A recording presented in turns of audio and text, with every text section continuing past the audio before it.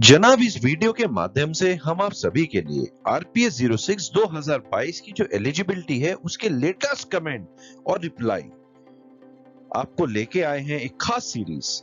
इस वीडियो के माध्यम से हम आपको पेमेंट प्लान 2 और 3 वाले खासकर क्या करें और साथ में क्या करें कि लिस्ट में एलिजिबल हो जाए, पैसा जब्त होने से बचा लो। क्योंकि जनाब आज है 25 नवंबर 2022 और समय बचा है मात्र 3 दिन। तो इस खास वीडियो के माध्यम से हम आपको डिटेल में आपको बताएंगे किस तरीके से आप अपने आप को बचा सकते हैं। क्योंकि जनाब अगर हम हिस्ट्री की बात करें तो हिस्ट्री दोहराती है कि जो पहले आरपीएस 06 आरपीएस 05 में लोग डिफॉल्टर बने वो किस तरीके से बचे। तो चलिए आज एक खास वीडियो आपको लेके आए हैं। वीडियो को शुरू से आखिरी तक डिटेल सुनिएगा क्योंकि पैसे का मामला है और एलिजिबिलिटी का जनाब मामला है। तो वेलकम बैक, एक बार फिर से आप सभी का मैं जोरदार स्वागत करता हूं। सबसे पहले मेरे भाई बंधु जो मेरे साथ जुड़ चुके हैं उन सभी का मैं बहुत बहुत हार्दिक धन्यवाद और आप सबको एडवांस में शुभकामनाएं देता हूं कि सबका स्कीम में जिन्होंने भरा है जरूर प्लॉट निकले, और जो पहली बार आए हैं चैनल को सब्सक्राइब करें। और चलिए जल्दी खास अपडेशन शुरू करते हैं। तो जनाब ये तो सभी को पता है, मैंने पहली वीडियो में भी बताया था, एक सार्वजनिक सूचना यमुना अथॉरिटी की तरफ से निकली जिसमें अथॉरिटी ने बोला किसी को कोई भी आपत्ति है, कोई भी ऑब्जेक्शन है, वो मात्र 3 दिन मतलब 27/11/2022 से पहले RPS 06@yamunaexpresswayauthority.com पे मेल करें या फिर CR सेल पे संपर्क करें। जिन लोगों ने अभी भी अपना स्टेटस नहीं देखा वो फटाफट yamunaexpresswayauthority.com क्लिक करें और वहां पे उनको या फिर yamunaexpresswayauthority.com/forms/RPS 06 टाइप करें, सीधा आपका ये लिंक खुलेगा, उसमें अपना फॉर्म नंबर डालें। फॉर्म नंबर में आपको अपना एप्लीकेशन नंबर डालना है, RPS 06 करके आपको जो नंबर है उसके उसे सर्च करें। तो जनाब सबसे पहले कमेंट्स को हम कवर कर रहे हैं और साथ में आपको सुझाव देंगे कि आप पेमेंट प्लान 2 और 3 वाले कैसे अपने इस एलिजिबिलिटी में अपने आप को ला सकते हैं और जिन लोगों ने जो डिफॉल्टर बने हैं वो कैसे बच सकते हैं। तो चलिए पहले कमेंट्स को कवर करते हैं। सबसे पहला कमेंट जो दिनेश नागिया जी का आया हुआ है, उन्होंने कोई एक वीडियो जिसमें हमने डेवलपमेंट का खास अपडेशन आपको भी एक लास्ट वीडियो में दिया, सेक्टर 17, 18, 20, 22, 22 और अन्य सेक्टर्स जहां पे अपडेशन का आने वाला है बहुत जल्द प्रोग्रेस। तो जनाब ये पूछ रहे हैं ये काम कब तक शुरू होने की उम्मीद है। तो जनाब आपको बता दें सरकार की तरफ से इस एरिया में पैसे की फंड की कोई अवेलेबिलिटी की कमी नहीं है और पैसा जब आता है तो हमेशा वहां पे डेवलपमेंट सुधार होता है। तो आपको बता दें मात्र नए साल के पहले महीने के अंदर ही यहाँ पे प्रोग्रेसिव तरीके से काम होता हुआ दिखाई देगा। जनाब अगला कमेंट आशुतोष कुमार सिंह का है जो कि एलिजिबिलिटी लिस्ट RPS 06 के बारे में पूछ रहे हैं। आई फिल 2 फॉर्म, उन्होंने 2 फॉर्म भरे, एक अपने लिए 1 फॉर इटसेल्फ और दूसरा उन्होंने अपने पिताजी का भरा। क्या ये रिजेक्ट होगा? मेरी एज 30 साल है।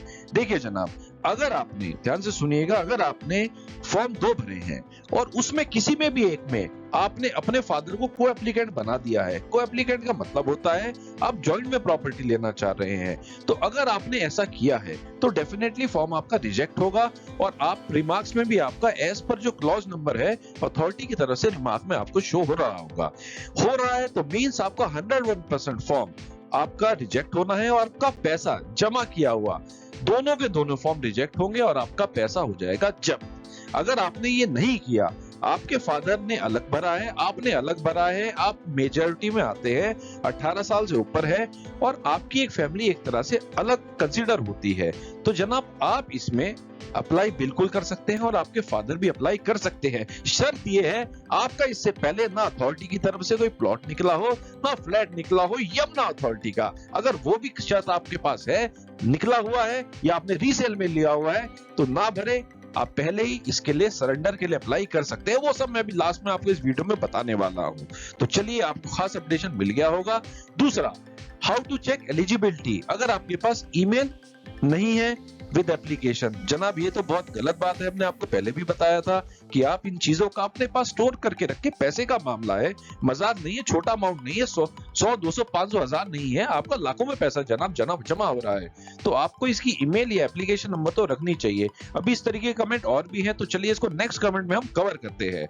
अगला कमेंट आया है, कैसे पता लगेगा कि हम फ्रॉडुलेंट में आते हैं। देखिए जनाब, अगर आप फ्रॉडुलेंट में आते हैं का मतलब सिर्फ साफ ये है, यमुना अथॉरिटी की तरफ से जब आप उसमें सर्च दबाएंगे या तो उसमें रिमार्क्स में कुछ ना कुछ आएगा, साथ में अगर नो डाटा फाउंड आएगा। ये दोनों के दोनों एक खास ऐसी चीजें हैं जो आपको फ्रॉडुलेंट कैटेगरी में कंसिडर करती है।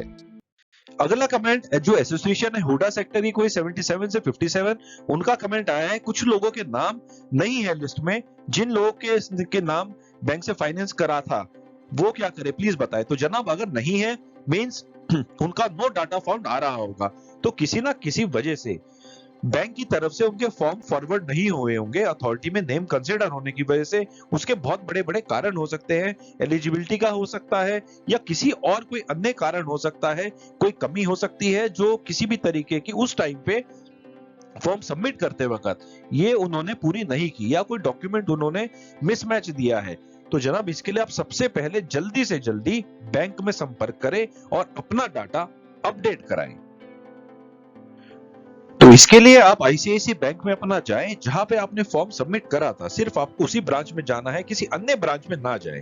अगला क्वेश्चन त्यागी लंकार जी का है, उन्होंने बोला है, सर मैंने अपने को फादर एंड वाइफ दोनों के साथ को एप्लीकेंट बनाए हैं, मेरे दोनों फॉर्म पर रिमार्क्स है, more than one application has been submitted against condition number 15(5) of the scheme, मुझे क्या करना होगा। जनाब आपको ये बता दें, आप एज ए डिफॉल्टर कंसिडर हो गए हैं। इसके लिए आपको सिर्फ और सिर्फ एक चीज करनी होगी, जो मैं अभी लास्ट में आपको वीडियो में बताने जा रहा हूं, दर्शाने जा रहा हूं, वो आप जरूर करें। उसी से आप बच सकते हैं और आपका पैसा फोर्टफिटेड होने से बच सकता है। पूरी की पूरी पावर अथॉरिटी के पास है, अथॉरिटी के पास ही पूरी पावर है और वो ही अब इस लेवल पे डिसाइड करेगी कि इसमें क्या फोर्टफिट करना है या फिर एलिजिबल करना है। इसी तरीके का कमेंट राइज इंटीरियर उनका भी आया, भाई मेरा भी यही है सीन, मेरे अपने फादर को एप्लीकेंट लगाया दिया और पापा ने एक फॉर्म अलग भर दिया। तो जनाब ये तो होगा ही, आप फादर के साथ भी as a co-applicant as a joint आ रहे हैं और साथ में फादर का अलग से फॉर्म भर रहे हैं, मींस फादर को आप दो जगह चांस देने की कोशिश कर रहे हैं। ऐसा जनाब नहीं होता, सिर्फ आपको एक ही फॉर्म भरना था। अब आपने ऐसा किया तो अगेंस्ट अथॉरिटी की टर्म्स एंड कंडीशन के खिलाफ आप गए हैं। ऐसा ही सुझाव धर्मवीर सिंह जी का भी है, वो भी कह रहे हैं मेरा भी ऐसा ही है। तो जनाब अभी इसका मैं सुझाव आपको दूंगा, अभी चैनल के साथ बने रहे, वीडियो पूरी अभी खत्म नहीं है, तो खास वीडियो को जरूर अभी देखते रहे। अगला वीडियो फहीम आलम जी का कमेंट उसमें आया है, उन्होंने बोला है, I would request you in future in कोई भी प्लॉट की स्कीम आती है, inform me, I am interested to purchase plot. जनाब देखिए, अगर आपकी कोई भी स्कीम आएगी इस चैनल के माध्यम से आपको मिलेगी। आप चैनल के साथ बने रहे, चैनल की कोई फीस नहीं है, सिर्फ सब्सक्राइब करिए, आपको बटन दबाना होता है, आप वो यूट्यूब पर जाके दबाए, अपने आप कोई भी अपडेशन आपको अथॉरिटी किसी भी आसपास इधर की जेवर चाहे नोएडा या ग्रेटर नोएडा कोई अन्य है, या हम गुड़गांव या किसी भी अन्य की बात करें या दिल्ली किसी भी अन्य क्षेत्र की बात करें, जो बेहतरीन स्कीम की प्रॉपर्टी होगी, स्कीम होगी, आपको इस चैनल के माध्यम से 101% पहुंचेगी। अगला क्वेश्चन आलोक वर्मा जी का है, sir what is the reason for remark more than one application has been submitted against condition number 15 of the scheme. Means आपके पास भी आलोक जी ये कमेंट आ रहा है, तो अभी बने रहे। आप भी अगर इस कैटेगरी में अगर आपका रिमार्क आ रहा है, मींस आप जो है फ्रॉडुलेंट कैटेगरी में आ रहे हैं, डिफॉल्टर घोषित हो गए हैं अथॉरिटी की तरफ से। अब इसमें करना क्या है वो मैं भी आपको बहुत जल्द बताने वाला हूं। अगला क्वेश्चन ये है AK2538 का, जो पूछ रहे हैं, सर मेरा प्लॉट ईडा में निकला था, मेरी मदर ने फॉर्म भरा है, कुछ गलत तो नहीं होगा, कभी फॉर्म फॉरफिटेड तो नहीं हो जाएगा। जनाब इसमें साफ बात है कि आपका प्लॉट निकला हुआ है, अगर मदर में आप एज अ को-एप्लीकेंट आ गए हैं तो डेफिनेटली आप डिफॉल्टर बने हैं और आपका पैसा फॉरफिटेड हो जाएगा। अभी पकड़ में ना है तो बाद में आएगा, लेकिन अगर आपकी मदर ने सिंगल भरा है और इंडिपेंडेंट अलग से भरा है तो उसमें कोई दिक्कत नहीं है, डेफिनेटली वो एलिजिबिलिटी में कंसिडर होगा। ड्रॉ में बाकी किस्मत आप आजमा सकते हैं। अगला क्वेश्चन आपका यूजर कुछ ये है, वो पूछ रहे हैं, sir form details to show कर रहा है, नंबर देने से पर रिमार्क्स में कुछ ऐसा है, टू एलिजिबल और नॉट एलिजिबल के कैसा पता चलेगा कि मैं एलिजिबल लिस्ट में हूं कि नहीं।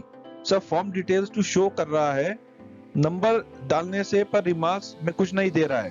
तो जनाब आपको ये बता दें, अगर आप डिफॉल्टर हैं तो आपका इसमें अथॉरिटी की तरफ से अलग से रिमार्क बन के आता है। आपने कोई भी गलती करी है, चाहे आपने फॉर्म इनकम्प्लीट भरा है या कोई अन्य आपने मिस्टेक करी है, तो जो आपको अथॉरिटी है अलग से इसमें रिमार्क बना के आपको देती है। अगर किसी तरीके का आपको अलग से कोई रिमार्क नहीं शो रहा है तो अभी आप ये मान के चलिए कि आप जो है इसमें किसी भी तरीके का कोई भी आपने इसमें गलत डिटेल्स आपने नहीं भरी हुई। अथॉरिटी की यही अपडेशन अभी तक आई है। अगला कमेंट आपकी दुनिया का है। उन्होंने पूछा है कि आप सर ये बताएं कि पैसा कब मिलेगा। तो जनाब आपको ये बता दें, ये सरकारी स्कीम है। सरकार के पास आपका पैसा एक टाइम पीरियड के लिए जमा होता है।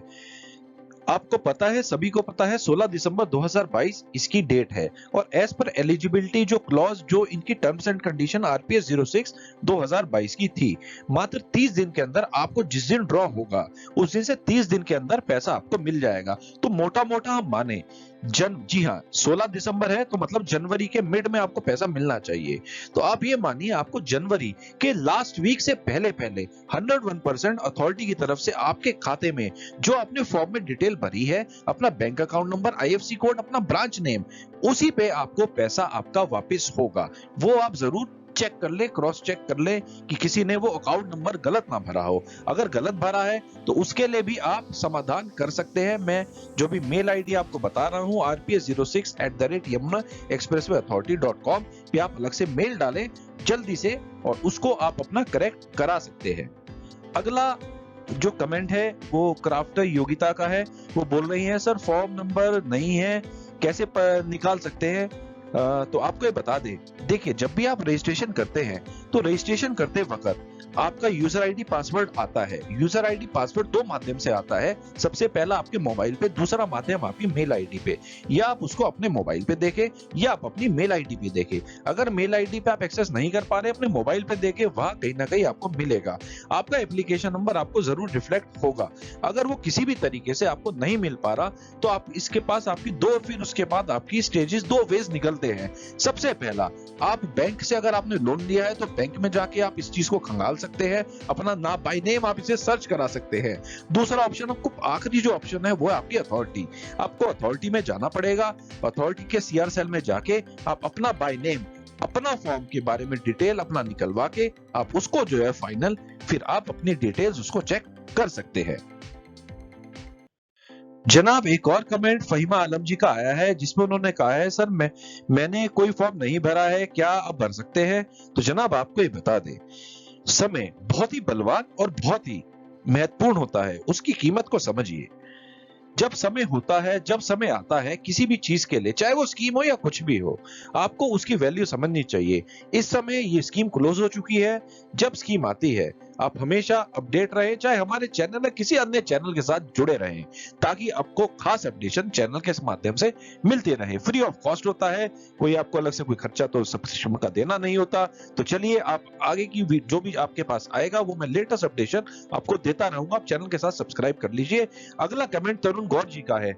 उन्होंने बोला सर मैंने अपनी वाइफ और मैंने अपने पर भी फॉर्म भरा है, उसमें रिमार्क आया है more than one application has been submitted. तो जनाब आपने ऐसा क्यों किया, आपको हमने पहले भी बताया है। आप टर्म्स एंड कंडीशन के अगेंस्ट जा रहे हैं। डॉक्टर नरेंद्र पाल सिंह जी वो भी ये कह रहे हैं सेम प्रॉब्लम।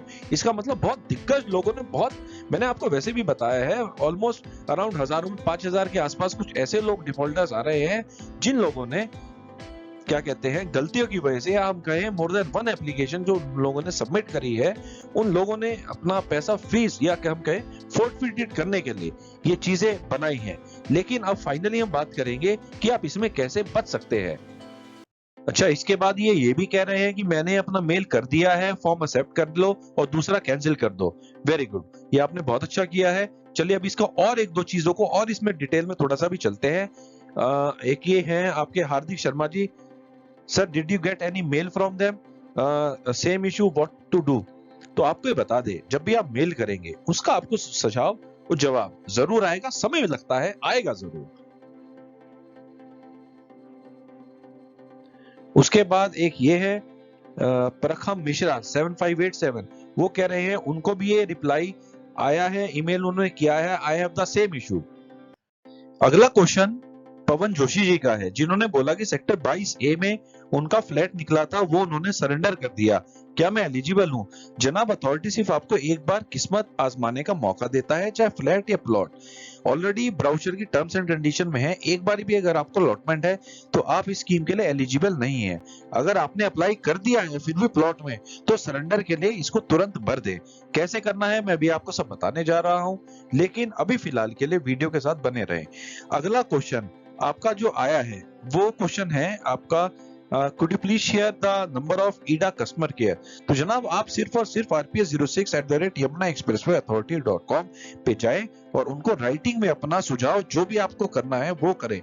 कस्टमर केयर एक वर्बली कम्युनिकेशन होता है, उसमें आप अननेसेसरी अपना टाइम का वेस्टेज ना करें क्योंकि समय बहुत कम है। अगला क्वेश्चन, सिर्फ ईडा नहीं, इंडिया के सारे प्लॉट स्कीम को कवर कीजिए। अच्छा ठीक है, ये भी करेंगे। तो अब आप सुन लीजिए कि आपका डिफॉल्टर आप लोग क्यों बने। ये आप ब्राउचर का 15 एलिजिबिलिटी क्लॉज नंबर है, क्लॉज नंबर 3 साफ साफ पढ़ लीजिए। इसमें साफ अक्षरों में लिखा है एलिजिबल पर्सन कोई भी हो वो सिर्फ एक ही प्लॉट में अप्लाई करेगा जिसका ऑलरेडी अलॉटेड रेजिडेंशियल प्लॉट या फ्लैट है, या फिर those who have already residential plot in any scheme are not eligible to get allotment. वो अलॉटमेंट उनकी नहीं होगी। अगर वो लेटर स्टेज पे पाए जाते हैं, वो या उनके स्पाउस या उनके माइनर डिपेंडेंट जिन्होंने मोर देन वन प्लॉट में अप्लाई करते हैं, तो जनाब साफ सुथरी बात इसमें लिखी है, ऑल हिज हर एप्लीकेशन या allotment will be cancelled. Cancelled तो होगी। अगला पढ़िए, total deposit money shall be forfeited by the authority. तो आपको साफ इसमें बताया जा रहा है कि आपका पैसा जब्त हो जाएगा। तो जनाब अब बात करते हैं बचे कैसे। तो अब ये भी क्लॉज नंबर 18 पढ़िए। 18 क्लॉज नंबर विड्रॉल सरेंडर का बोलता है। सरेंडर का मतलब ड्रॉ होने से पहले, ध्यान से सुनिएगा, in case of surrender before draw of lots. Draw तो हुआ नहीं है अभी, एलिजिबिलिटी लिस्ट का ही फिर अभी चर्चा में चल रही है। तो एंटायर रजिस्ट्रेशन मनी आपका जो भी डिपॉजिट किया है shall be refunded without interest. समझ गए आप? आपका ड्रॉ नहीं हुआ, एंटायर रजिस्ट्रेशन मनी आपका डिपॉजिट हो जाएगा, रिफंड हो जाएगा अगर आप उसको सरेंडर के आपके जो अगर आप उसके दायरे में अपने आप को अपना लेते हैं। लेकिन अगर आप वो नहीं करते तो जनाब आपका पैसा हो जाएगा पूरा का पूरा जब्त। इस चीज का आप ध्यान रखिएगा। तो अब बात करते हैं एक दो चीजों की और कि आप इसमें कैसे सरेंडर या विड्रॉल के लिए अप्लाई कर सकते हैं। तो जनाब ये है वो इस तरीके का परफॉर्मा है जो मैंने आप सभी के लिए बनाया है, और पहले भी एक वीडियो में, क्योंकि बहुत पहले कमेंट्स आए थे तो उस समय पे भी मैंने ये आपको एक फॉरवर्डिंग एक मेल के एक एप्लीकेशन के माध्यम से बनाया था। ये सिर्फ अभी के अभी मैं आपको जो बता रहा हूँ ये सरेंडर वालों के लिए बता रहा हूँ जिन लोगों का मोर देन वन एप्लीकेशन का रिमार्क्स आ रहा है। आप एक फॉर्म के लिए एक्सेप्ट करें तो एप्लीकेशन आपकी इसी के नाम से बनेगी, टूडा मैनेजर रिलेशनशिप प्रॉपर्टी ऑब्लिक कर दीजिएगा इधर ऑब्लिक सीआर सेल। बाकी पूरा का पूरा एड्रेस सेम करिए और डेटेड अपना यहाँ पे 9वें महीने के बदले 11वां महीना और अपनी आज की तारीख कर दे। रिक्वेस्ट फॉर जो आप एक्सेप्ट करना चाह रहे हैं उसका एक्सेप्ट कराएं। रिक्वेस्ट फॉर एक्सेप्टेंस ऑफ जो आप कराना चाह रहे हैं वो आप एक्सेप्टेंस कराएं। ठीक है, ऑफ अलॉटमेंट इसमें आपका आ जाएगा, जिसमें आप अपना एप्लीकेशन नंबर जो आप एक्सेप्ट कराना चाह रहे हैं वो अपना डालिए। इसमें तो जनरल कंडीशंस है, आप अपना नाम, अपने पिताजी का रेजिडेंस वो सब डालेंगे, कितना स्क्वायर मीटर का आपने अप्लाई किया है। ठीक है जनाब, लेकिन अगर आप जिसमें आप कैंसिल कराना चाह रहे हैं उसमें आप रिक्वेस्ट फॉर कैंसिलेशन ही डालेंगे और अपना अकाउंट नंबर भी बताएंगे और साथ में you are requested to kindly refund. आपका जो पैसा है इसमें आपका जो है रिफंड हो जाए, क्योंकि आपका जो जमा हुआ पैसा वो भी तो कहीं पे आप उसे रिफंड मांगेंगे, तो इसलिए आप अपना account number, IFSC code, name of bank जरूर बताएं। लेकिन एक्सेप्टेंस की कंडीशन में आप ये सारी की सारी चीजें आपको लिखने की जरूरत नहीं है, क्योंकि आप जो है सिर्फ और सिर्फ एक्सेप्ट कराना चाह रहे हैं आरपीएस स्कीम में। बाकी आपकी एप्लीकेशन फॉर्म जो आप एप्लीकेशन फॉर्म एक्सेप्ट कराना चाह रहे हैं उसमें आपकी सारी एक्सेप्टेंस की जब अगर इनकेस आप अनसक्सेसफुल होते हैं तो आपका जो पैसा रिफंड होगा वो ऑटोमेटिकली जो आपके एप्लीकेशन में डिटेल्स होगी उसी में आपका पैसा रिफंड हो जाएगा। अब बात करते हैं आपकी पेमेंट प्लान 2 और 3 की। देखिए जनाब, ये जो मैंने आपको एक्सेप्टेंस और कैंसिलेशन का बताया, ये हिस्ट्री दोहराता है। आरपीएस 05, आरपीएस 04, कोई भी स्कीम की हम बात करें, हमारे बहुत से ऐसे सब्सक्राइबर्स हैं जो जुड़े हैं और उनका पैसा हमने उस वक्त में ऐसे उन्होंने समय पे अगर उन्होंने कम्युनिकेशन किया तो जनाब उन सबका पैसा हो गया था वापस। ये 100 नहीं 201% उन लोगों का पैसा वापस हुआ था, फोर्टफिट नहीं हुआ था। एक में उनका कंसिडर हुआ था, एलिजिबिलिटी क्लॉज में उनका नाम भी आया था। और लेकिन अगर आप इसको समय पे नहीं करते तो आपका जनाब हो जाएगा पैसा कैंसिल। तो आप इसको फटाफट से, पहले चीज आपको 2 चीजें करनी है। एक, आपको ये पूरा फॉरवर्डिंग बना के टाइप करके इसको पूरा का पूरा कॉपी करें और इस पे उसी अपनी मेल आईडी से इसको पेस्ट करके उसे मेल कर दे, जो आपको rps06@yamunaexpresswayauthority.com पे करना है। दूसरा, आप इसकी फटाफट से इसी की एक प्रिंट आउट ले, इस पे अपना साइन करें बकायदा और इसको फटाफट स्पीड पोस्ट से आप इस एड्रेस पे जो आपको हमने दिया है, इस एड्रेस पे अपना एक एनवलप में इस लेटर को अपना बंद करके फटाफट इसकी कॉपी जरूर जेरोक्स रख लीजिएगा और इसको फटाफट आप इसको स्पीड पोस्ट कर दें, या फिर वहां पे अथॉरिटी के जो रिसेप्शन काउंटर है पर्सनली वहां पे जाके इसको जमा कराए, तो ताकि आपका जो पैसा जनाब है वो सेव हो जाए। जिन्होंने आपका एक एक्सेप्टेंस और अलॉटमेंट की आपकी 2 एप्लीकेशंस जाएंगी तो आप उनके 2 कॉपीज करिएगा और एक पे आप अपना वो रिकॉर्ड के लिए आखिर के फ्यूचर के लिए रखिएगा। अब बात करते हैं पेमेंट प्लान 2 और 3 की। तो जनाब जो पेमेंट प्लान 2 और 3 हम सबको पता है, क्योंकि number of applicants, number of applications category wise her plot की बहुत बहुत ज्यादा आई है। तो कहने का मतलब ये है सिर्फ और सिर्फ सबसे पहले पेमेंट प्लान 1 को ही कंसिडर होगा। अगर किस्मत की बात करें, मान के चलिए लेस देन 1% तो क्या आधा % से भी कम का चांस है कि पेमेंट प्लान 2 और 3 का नंबर आएगा, क्योंकि एप्लीकेशन ही हर कैटेगरी में बहुत ज्यादा है पेमेंट प्लान 1 की। तो जनाब आप एक काम कर सकते हैं कि आप अपना पेमेंट प्लान 2 और 3 में जिन्होंने अप्लाई किया है उसके बदले में चेंज ऑफ पेमेंट प्लान की रिक्वेस्ट फॉर, इन्हीं के नाम से आपकी चिट्ठी बनेगी, request for change of payment plan from payment plan 2 या फिर पेमेंट प्लान 3 अगर आपने ऑप्ट किया है टू पेमेंट प्लान 1। अपने आप जेब का जरूर वो देख लीजिएगा, बैंक बैलेंस की सारी चीजें देख लीजिएगा कि आप उसके लिए एलिजिबल है। मात्र तो आपको 60 दिन के अंदर, 2 महीने के अंदर उसका पेमेंट देना होगा, चाहे लोन देके या कैसे भी, तभी आप ये ऑप्शन चूज करें। और उसके बाद आप जो है इसकी application request for change of payment plan के नाम से आपकी बनेगी। उसमें आपको सारी की सारी ये चीजें रहेंगी। माय एप्लीकेशन नंबर ये है और due to my personal reason आप ये लिख दीजिए, I am changing my payment plan from payment plan 2 या फिर आपने पेमेंट प्लान 3 लिया है टू पेमेंट प्लान 1। उसके बाद you are hereby requested to kindly change my payment plan 2 या फिर payment plan 3 to payment plan 1 full stop. This is my true and full this is my true and my final statement which I am giving. So kindly consider my request which I have mentioned in this application. बाद में thanking you with regards, इसका भी आप फटाफट एक mail करें rps06@yamunaexpresswayauthority.com और एक अलग से इसकी चिट्ठी भी बाय स्पीड पोस्ट से आप इसको भेज दें फटाफट यमुना अथॉरिटी को। तो जनाब आपको ये बता दें, इस चीज का मैं आपको श्योरिटी नहीं दे सकता पेमेंट प्लान आपका चेंज होगा या नहीं, क्योंकि पेमेंट प्लान की पूरी power before the closure of, जब आप फॉर्म जमा करते हैं उस टाइम पे ही आपको इसका option full and final authority consider करती है।